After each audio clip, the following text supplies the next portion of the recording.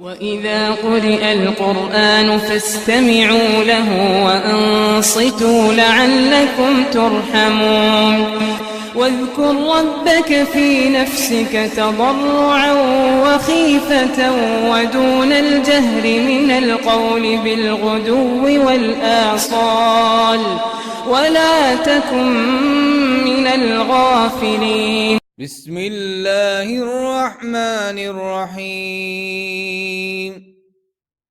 أرأيت الذي يكذب بالدين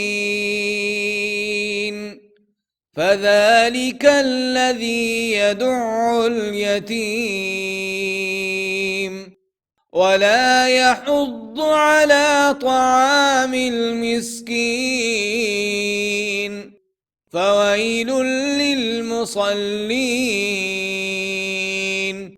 الذين هم عن صلاتهم ساهون الذين هم يراءون